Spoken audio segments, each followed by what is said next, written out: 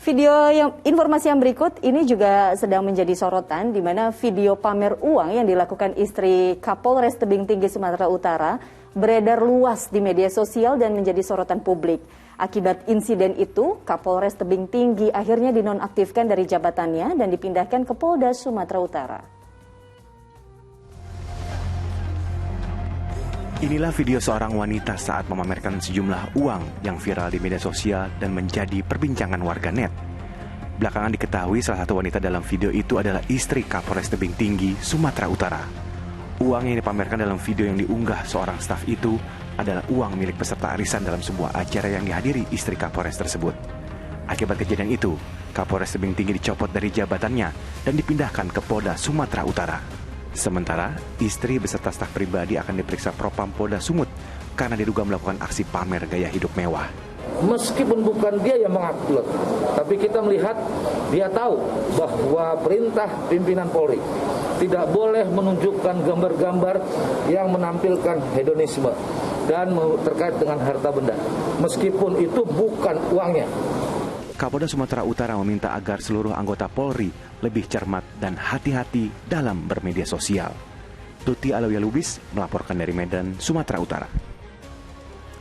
Ya, memang di era gencarnya informasi di media sosial, selayaknya kita harus lebih bijak dalam membagikan atau membuat sebuah konten di media sosial. Nah, Ustadz melihat video tadi, bagaimana Islam melihat atau memandang segala sesuatu gitu yang kita memamerkan harta benda kita, Ustadz?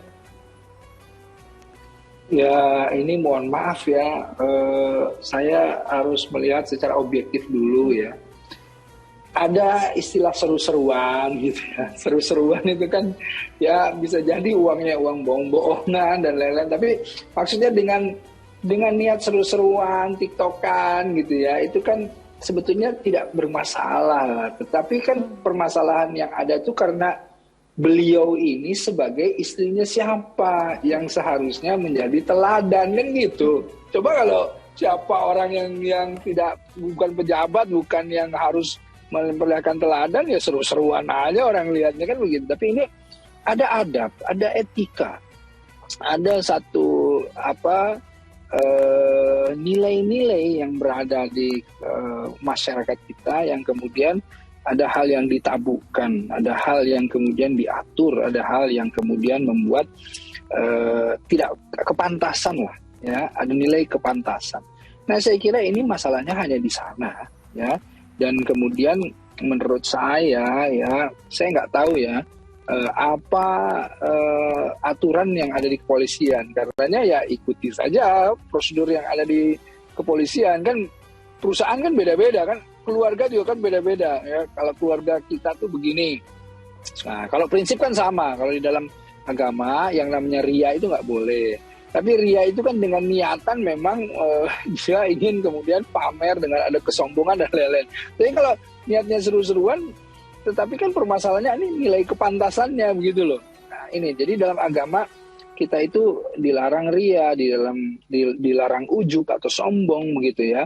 Nah inilah yang kemudian harus dijaga dari nilai-nilai keislaman. Tapi kalau nilai-nilai kepantasan yang ada di masyarakat, itu bergantung di daerah masing-masing, di lembaga masing-masing gitu. Kalau kepolisian tiba-tiba ada aturan, nggak boleh begitu ya, karena memang polisi itu salah satu